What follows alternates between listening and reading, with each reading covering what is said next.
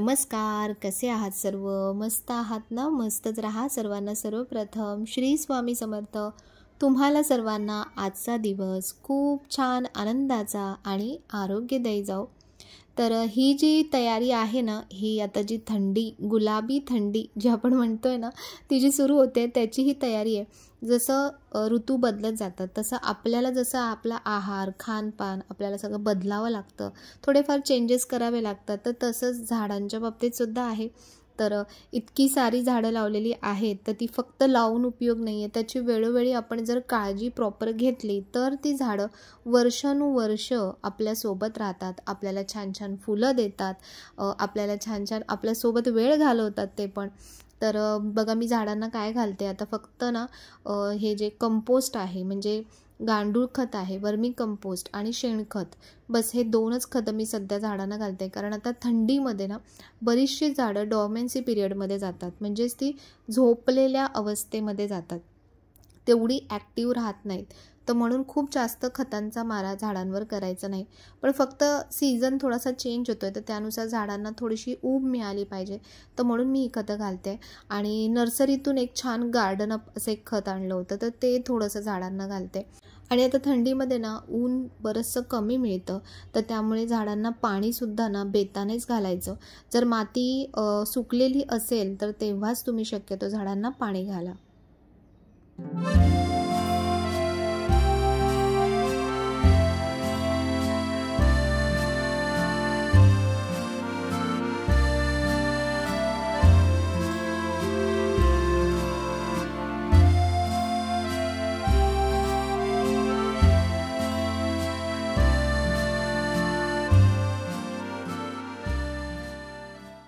आता हा जो हिवाळा सुरू होतो ना, तर यामध्ये भाज्या पण खूप साऱ्या येतात. म्हणतात ना की संपूर्ण हिरवळ सगळीकडे भाजी मार्केटमध्ये पसरलेली असते. पण सध्या एक गोष्ट आपल्याला दिसते ती म्हणजे की महागाई. भाज्या प्रचंड महाग झालेल्या आहेत. जो पावसाळा आत्तापर्यंतचा होऊन गेला, तर त्यामुळे भाज्या बऱ्याच महाग झालेल्या आहेत. पण तरी आपण भाज्या खाणं काही आपण सोडणार नाही आहे. तर सांगायचा मुद्दा हा आहे की थंडीमध्ये आता भरपूर ज्या भाज्या वेगवेगळ्या भाज्या येतात ना, तर त्या सगळ्या भाज्या तुम्ही खात जा. फक्त कडधान्यच नाही तर इतर पण हिरव्या भाज्या ज्या सगळ्या येतात त्या तुम्ही खात जा. तर मी भाजी आणायला गेली ना, तर काय करते, दरवेळेला आधीच्या आठवड्यामध्ये ज्या भाज्या झाल्या आहेत ना, त्या पुन्हा रिपीट आणत नाही. मग वेगळ्या भाज्या दुसऱ्या घेऊन येते. खूप साऱ्या भाज्यांचं ऑप्शन आहे. आपल्या तोंडात नेहमीच हे वाक्य असतं की आता काय बनवायचं, आता काय भाजी बनवायची. पण बघायला गेलं आणि विचार करायला गेलं तर खूप सारे ऑप्शन्स आहेत. आपण फक्त आपल्या आवडीनुसार त्याच भाज्या घेऊन येतो आणि म्हणून आपल्याला ते ऑप्शन्स तेवढे कळत नाहीत. तर ही जी माझी एक सवय आहे ना, ही जी कोरोनापासून जी सवय लागली ना, ती मी कंटिन्यूमध्येच ठेवली आहे. की भाज्या कधीही मार्केटमधून आणल्या तर थोडंसं व्हाईट व्हिनेगर जे असतं तर ते पाण्यामध्ये मिक्स करायचं आणि त्याच्यामध्ये भाज्या स्वच्छ धुवून काढायच्या. कारण आता सगळ्याच भाज्यांवरती ना पेस्टिसाइड्स असतात, कीटकनाशकं फवारलेली असतात. तर त्यामुळे ती आपल्या पोटात जाऊन आपल्याला आणखीन काही आजार होऊ नये, तर यासाठी ही थोडीशी बेसिक काळजी आपण नक्कीच घ्यायला पाहिजे. तर भाज्या यातून छान स्वच्छ धुवून घेतल्या, छान कोरड्या करणार आहे आणि त्यानंतर व्यवस्थित सगळ्या फ्रीजच्या ज्या आपले डबे आहेत ना, त्याच्यामध्ये छान भरून ठेवणार. म्हणजे बरेच ऑप्शन आपल्याकडे अवेलेबल असतात भाज्यांसाठी. तर आज ही जी गोष्ट मी तुम्हाला दाखवणार आहे ना, ही अगदी एक नंबर काम करणारी गोष्ट आहे. आता या हिवाळ्यामध्ये असे गरगरीत, असे रसरशीत असे हे आवळे येतात. तर तुम्हाला माहिती आहे, आवळा हा आयुर्वेदामध्ये ह्याला अग्रगण्य स्थान दिलेलं आहे. अगदी टॉपला हा आवळा आहे. तर त्याचं कारण पण तसंच आहे. कारण आवळा प्रत्येक म्हणजे जे आजार म्हणा किंवा आपल्या प्रत्येक गोष्टी म्हणजे आपल्या शरीराचं स्किन, हेअर सगळ्यावरती हा अगदी खूप छान काम करतो. अगदी गुणकारी आहे आवळा. तर तुम्ही याला पावडर स्वरूपात घ्या किंवा अशा प्रकारे त्याचा रस घ्या. पण रोजच्या रोज जर तुम्ही अशा प्रकारे आवळ्याचं सेवन केलंत ना, तर खूप साऱ्या आजारांपासून तुम्ही दूर राहता. आवळा आपल्या शरीराचं डिटॉक्सिफिकेशन करतो. तर त्यामुळे रोज सकाळी तुम्ही म्हणजे दिवसभरात जरी तुम्ही एखादा जरी आवळा खाल्लात, कच्चा आवळा खाणं शक्य होत नाही कारण तो खूप तुरट लागतो. तर म्हणून अशा प्रकारे तुम्ही बनवून ठेवा. आता शक्यतो आवळे येत आहेत मार्केटमध्ये खूप, म्हणजे आत्ताचा सीझन आणि त्यानंतर एप्रिल महिन्यामध्ये पुन्हा आवळे येतात. तर त्याच्यामुळे जेव्हा येतात ना आवळे तेव्हा तुम्ही असं फ्रेश बनवा. बघा आवळ्यांचे मी तुकडे करून घेतले. त्यानंतर थोडंसं मी अद्रक जे आलं आहे ते त्यामध्ये घातलं. त्यानंतर ही आणखीन एक कामाची गोष्ट ती म्हणजे की कढीपत्ता. तर असा जर कढीपत्ता तुम्ही जेवणात घातला, डाळीत घातला तर तो सरळ ताटामधून म्हणजे बाहेर काढला जातो आणि त्याचे किती गुणधर्म आहेत हे माहिती असूनसुद्धा त्याला बिचाऱ्याला बाहेर काढलं जातं. तर म्हणून अशा प्रकारे ह्याच्यामध्ये मिक्स केलं ना तर ते आपोआप पोटात जाईल. आणि तुम्हाला खरं सांगू, जितकं तुम्हाला पदार्थ ह्याच्यामध्ये दिसत आहेत ना, चव तुम्हाला अजिबात समजणार नाही, की म्हणजे असं वाटतं की अरे हे कसं लागत असेल हे सगळं घातलंय तर, पण असं अजिबात होत नाही, एकदम मस्त लागतं. तर मी जवळपास 5-6 कढीपत्त्याच्या काड्या घेतल्यात आणि म्हणजे कढीपत्ता काड्या टाकून टाकल्यात आणि त्याचे पानं घेतलेत. त्यानंतर ह्यामध्ये सेंदो मीठ घाला किंवा काळं मीठ घाला आणि बस. आणि हा छान मिक्सरमधून आहे ना हे मस्त अगदी बारीक करा. जर तुम्हाला जास्त दिवसांसाठी ठेवायचं असेल म्हणजे एखाद महिन्यासाठी जास्त क्वांटिटीमध्ये बनवायचं असेल तर तुम्ही याच्यामध्ये पाणी अजिबात घालू नका. आता मी जवळपास हे आठवडाभरच पुरेल मला. 1/2 किलोच मी आवळे आणले होते आणि त्याच्यामुळे मी यामध्ये थोडंसं पाणी घातलं, ज्यामुळे ते आणखीन छान असं बारीक मिळून येतं. तर हे बनवल्यानंतर तुम्ही अशाच प्रकारे सुद्धा हे पाण्यामध्ये मिक्स करून पिऊ शकता किंवा तुम्ही अशा प्रकारे वस्त्रगाळ करून त्यानंतर जो ज्यूस निघतो ना तो तुम्ही पाण्यासोबत घेऊ शकता. तर हे स्टोअर कसं करायचं जास्तीत जास्त दिवस, तर हे याचा जो ज्यूस निघतो आहे ना हा ज्यूस तुम्ही जो आपल्या फ्रीझरमध्ये बर्फ ज्याच्यामध्ये ज्या ट्रेमध्ये बनवतो त्या ट्रेमध्ये घालून ठेवायचा. बर्फाचे छान कडे बनतात आणि ते खडे तुम्ही काचेच्या डब्यामध्ये किंवा पॉलिथिन्स असतात त्याच्यामध्ये तुम्ही स्टोअर करून ठेवू शकता आणि रोज सकाळी गरम पाण्यामध्ये त्यातले 1-2 क्यूब्स घालून तुम्ही ते घेऊ शकता. तर अशा प्रकारे बघा मी वस्त्रगाळ करून घेते. तर हा माझ्याकडे जो कपडा आहे ना हा अगदी मलमलचा कपडा आहे, अगदी सॉफ्ट आहे आणि तुम्हाला वाटत असेल की याचा कलर वगैरे तर अजिबात निघत नाही. तर म्हणून मी रेग्युलर हा कपडा वापरते, किचनसाठीच वापरते. तर बघा अशा प्रकारे वस्त्रगाळ केलं ना अगदी थेंबनी थेंब आवळ्यामधला निघतो याच्यामध्ये आणि ह्याचा जो चोथा उरणार आहे तो पण आपण फेकणार नाही आहोत, तो पण आपल्या कामालाच येणार आहे. तर बघा 1 पाव आवळ्याचा जवळपास 1 पावच म्हणजे जो रस आहे ना तर तो निघालेला आहे. पण हा खूप स्ट्रॉंग असतो, आपण हा डायरेक्ट नाही घेऊ शकत. तर म्हणून हा आपल्याला पाण्यामध्ये मिक्स करून घ्यावा लागतो. तर बघा अशा प्रकारे आता हा पिळल्यानंतर ह्याचा जो चोथा आहे हा पण अगदी सॉफ्ट मस्त असा मुलायम बनतो. तर हा चोथा ना छान प्रकारे उन्हात वाळवा तुम्ही मस्त आणि हा बॉटलमध्ये भरून ठेवा. तुम्ही हा असासुद्धा मुखवास म्हणून खाऊ शकता किंवा आपण ज्या भाज्या वगैरे बनवतो ना तर त्यामध्ये तुम्ही थोडासा जरी हा घातलात तरी भाजीला चवसुद्धा येणार आहे आणि ह्याचे जे गुणधर्म आहेत आवळ्याचे तेही तुम्हाला ह्याच्यामध्ये मिळणार आहे. तुम्हाला माहिती आहे की आपल्याला स्किनसाठी हेअरसाठी व्हिटॅमिन सी सगळ्यात जास्त महत्त्वाचं असतं, तर ते तुम्हाला आवळ्यामधून मिळतं. मला जसं संधिवाताचा त्रास आहे तसंच बऱ्याच जणांना असेल तर ज्यांना वाताचा त्रास आहे त्यांना शक्यतो आंबट खाणं अवॉइड करायला सांगतात. पण आवळा अशी गोष्ट आहे की आवळ्याच्या सेवनाने तुम्हाला वाताचा त्रास कधीच होणार नाही. तर म्हणून रोजच्या तुमच्या डाएटमध्ये सकाळी सकाळी अशा प्रकारे जर तुम्ही आवळ्याचा ज्यूस घेतलात ना तर किती फायदे होतात बघा. रोगप्रतिकारक शक्ती वाढते, ज्याच्यामध्ये व्हिटॅमिन सी आणि अँटीऑक्सिडंट्समुळे शरीराची रोगप्रतिकारक शक्ती वाढण्यास मदत होते. आपली पचनशक्ती सुधारते, त्वचा आणि केसांसाठी फायदेशीर ठरतं. वजन कमी करण्यात आवळा मदत करतो. हृदयाचं आरोग्य सुधारतं, मेंदूचं आरोग्य सुधारतं. शरीरातले जे विषारी घटक आहेत ती बाहेर टाकण्यासाठी आवळा आपल्याला मदत करतो, म्हणजेच डिटॉक्सिफिकेशन करतो. तर नक्की अशा प्रकारे तुम्ही आवळ्याचं सेवन करा, खूप फायदेशीर ठरेल. पण खूप जास्तसुद्धा ह्याचं प्रमाण आपण घेतलं नाही पाहिजे. दिवसातून म्हणजे सकाळी सकाळी फक्त 1 ते 2 चमचे तुम्ही याचा रस पाण्यामध्ये मिक्स करून अशा प्रकारे घेऊ शकता. दुसरी आता थंडीमध्ये हिवाळ्यामध्ये जी महत्त्वाची गोष्ट असते ती म्हणजे की सूर्यप्रकाश. इतर वेळी आपल्याला जेव्हा गरमीमध्ये आपल्याला हा प्रकाश किंवा ऊन नकोसं वाटतं, पण आता थंडीमध्ये ते हवंसं वाटतं. सकाळची जेव्हा थंड हवेची झोत येते ना तर तेव्हा असं सूर्यप्रकाशामध्ये जरी तुम्ही बसलात ना तरी तुम्हाला अजिबात गरम वगैरे होणार नाही.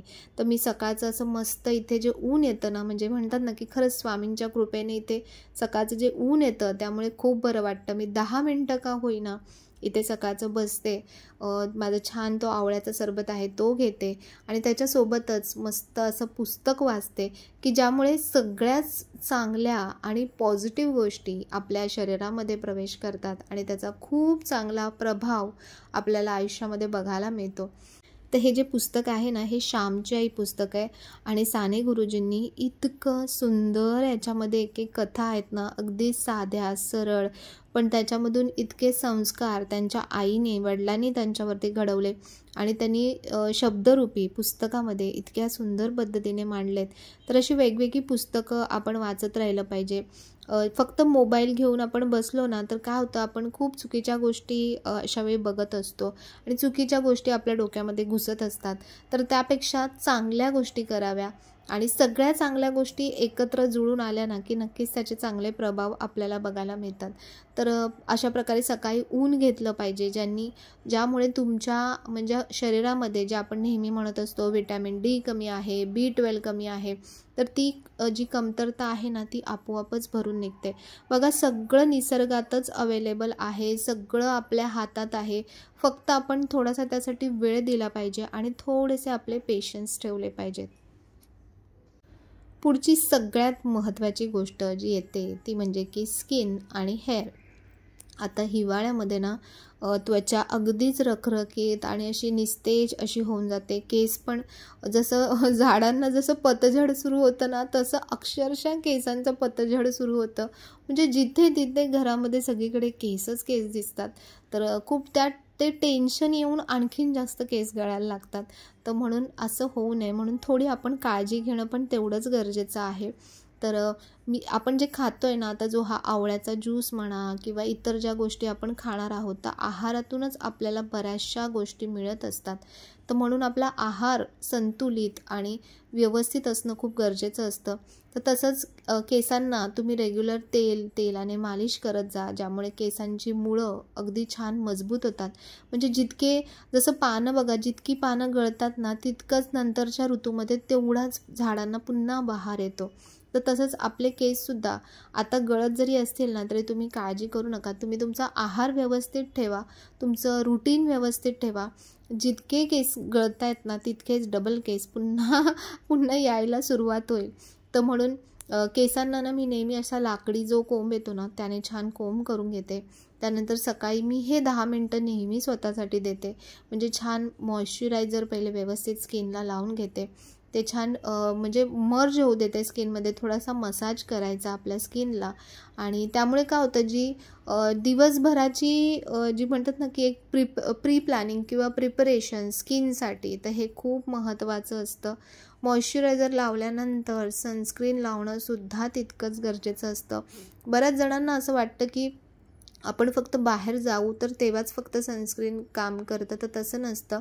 आपण दिवसभरात घरामध्ये शेगडीच्या समोर, गॅसच्या समोर आपण काम करत असतो, त्यामुळे सुद्धा आपल्याला पिगमेंटेशन्स यायला सुरुवात होते.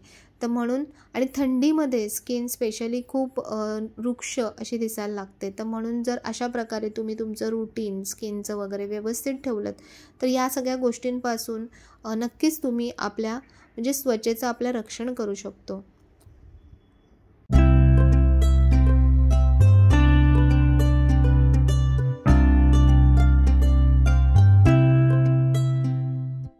आणि हे संरक्षण फक्त आपल्या चेहऱ्यापुरतंच लिमिटेड नसावं, तर तुमचे हात, पाय ह्यांनासुद्धा आता खूप चांगले चांगले बॉडी लोशन्स येतात. निव्हियाचे वगैरे बरेच काय काय बॉडी लोशन्स आहेत, वॅसलिनचे आहेत.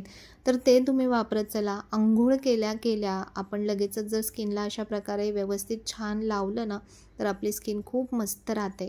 तर जसं मी तुम्हाला म्हटलं की आपला आहार हाच आपला सर्वात मोठा डॉक्टर आहे. जर तुम्ही खाणं पिणं आपलं व्यवस्थित असेल ना, तर आपले बरेचसे आजार आपण याच्यातून टाळू शकतो.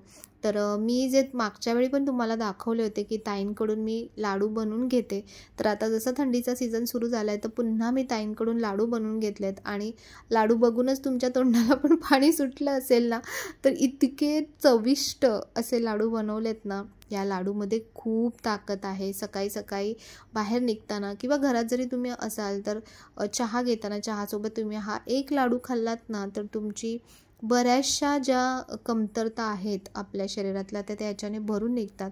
असं आपण एक एक गोष्ट खायचं जरी म्हटलं तरी ते शक्य होत नाही. तर त्याच्यामुळे अशा प्रकारचे लाडू तुम्हाला घरी बनवता येत असेल तर तुम्ही घरी बनवा. ज्यांना जमत नसेल तर मी नंबर ताईंचा दिलेला आहे, तर तुम्ही नंबरवर कॉल करून लाडूंबद्दल चौकशी करू शकता. आणि ज्यांनी ऑलरेडी घेतलेले असतील ताईंकडून लाडू तर तुम्ही नक्कीच तुमचे रिव्ह्यूसुद्धा द्या, की ज्यामुळे इतर लोकांनासुद्धा त्याचा फायदा होईल. जे नवीन आहेत आपले व्ह्यूवर्स तर त्यांनासुद्धा कळेल की म्हणजे ह्या लाडूची चव कशी आहे, क्वालिटी कशी आहे. आता थंडीमध्ये ना शक्यतो म्हणजे थंडीमुळे ना सारखी भूक लागते, थोड्या वेळाने भूक लागते. तर म्हणून आपण काहीतरी छान असं हेवी शरीराला दिलं पाहिजे. तर सकाळचा मी नाश्त्यामध्ये मूग चिला, अख्खे मूग जे असतात ना ते भिजत टाकून त्यानंतर सकाळी छान ते मिक्सरला ग्राइंड करून त्यामध्ये मिरची, थोडंसं आलं, लसणाच्या पाकळ्या 2-3, त्यानंतर त्याच्यामध्ये कोथिंबीर टाकते, थोडासा पुदिना टाकते. आणि हे चिले ना तुम्ही टिफिनमध्ये जरी दिलेत मुलांना तरी मुलं अगदी आवडीने खातात. छान तुम्ही पराठे करू शकता. बरेच आता थंडीमध्ये हे सकाळचे नाश्त्याचे खूप छान छान असे ऑप्शन्स आहेत जे आपण हेल्दीसुद्धा आहेत आणि टेस्टीसुद्धा आहेत. तर सकाळचा असा थोडासा हेवी नाश्ता असेल ना तर मग आपल्याला लवकर तेवढी भूक लागत नाही. तर त्यानंतर दुपारी जेवणामध्ये ज्या ज्या भाज्या वेगवेगळ्या आहेत त्या वेगवेगळ्या भाज्या बनवते. त्यानंतर कडधान्यांच्या भाज्या असतात आणि जास्तीत जास्त आता भाकरीचा समावेश असतो, म्हणजे ज्वारी आणि बाजरी. तर मी संपूर्ण बाजरीची भाकरी खात नाही, अर्धी ज्वारी आणि अर्धी बाजरी अशा प्रकारे दळून आणते आणि मग त्याच्या भाकऱ्या असतात. कधी संध्याकाळी असतात, कधी दुपारी असतात. तर आज दुपारीच भाकऱ्या बनवते आणि त्याच्यासोबत मस्त अशी छान गवारची भाजी बनते. तर काही जे म्हणजे घटक असतात किंवा काही ज्या गोष्टी असतात त्याचं म्हणतात ना की ते गरम थंड असं असतं. तर त्यानुसार आपण ऋतूनुसार त्या गोष्टींचं सेवन केलं पाहिजे. जसं काही भाज्या म्हणजे आता ही जी गवारची भाजी आहे किंवा शेवग्याच्या शेंगा आहेत किंवा बऱ्याच गरम प्रकारच्या ज्या भाज्या असतात ना त्याचं तुम्ही शक्यतो आता सेवन करा. तसंच बाजरीसुद्धा गरम असते. आपल्या शरीराला आतून उबदार ठेवण्यासाठी ह्या सगळ्या गोष्टी खूप मदत करतात. तर म्हणून डॉक्टरला म्हणजे पैसे देण्यापेक्षा जर आपण अशा गोष्टींमध्ये आपले पैसे, आपला वेळ या सगळ्या गोष्टी इन्व्हेस्ट केल्या ना तर त्याचा नक्कीच आपल्याला छान फायदा होईल. आणि जो पण ऋतू येतोय ना त्या ऋतूचा आनंद आणि मजा आपल्याला घेता येईल. प्रत्येक वेळी आपण इतर गोष्टींना दोष देण्यापेक्षा म्हणजे आता सगळीकडे सगळ्यांच्या तोंडामध्ये नेहमी हेच वाक्य असतं की सध्या वातावरण चांगलं नाही आहे, हे चांगलं नाही आहे, ते चांगलं नाही आहे. असं चांगलं नाही म्हणता कधी त्या गोष्टी तथास्तु म्हटल्या जातात. तर म्हणून तसं न म्हणता आपण जर आपले विचार चांगले ठेवले, आपण आपली कृती चांगली ठेवली ना तर आजूबाजूचा जो आपला परिसर आहे किंवा जे वातावरण सध्या खराब होत चाललं आहे तर ते वातावरणसुद्धा हळूहळू सुधारायला मदत होईल. तर अशा प्रकारे बघा आज छान मस्त गवारीच्या भाजीचा बेत आहे आणि त्यासोबत गरमागरम अशी ज्वारी आणि बाजरीची भाकरी बनते. तर आपल्या घरच्याच म्हणजे घरचाच डॉक्टर किंवा आजीबाईचा बटवा जसा म्हटला जातो तर तशा बऱ्याच गोष्टी आपल्या स्वयंपाकघरात आणि आपल्या घरात अवेलेबल असतात. तर त्यांचा अशा प्रकारे योग्य प्रकारे वापर करून आपण छान जे आपलं आरोग्य आहे, आपलं आयुष्य आहे ते अगदी छान बनवू शकतो. तर असा आजचा व्हिडिओ होता. जर व्हिडिओ आवडला असेल तर नेहमीप्रमाणे व्हिडिओला लाईक करा, शेअर करा, सबस्क्राईब करा. पुन्हा भेटूया अशाच नवीन व्हिडिओमध्ये. तोपर्यंत सर्वांना बाय आणि सर्वांना श्री स्वामी समर्थ.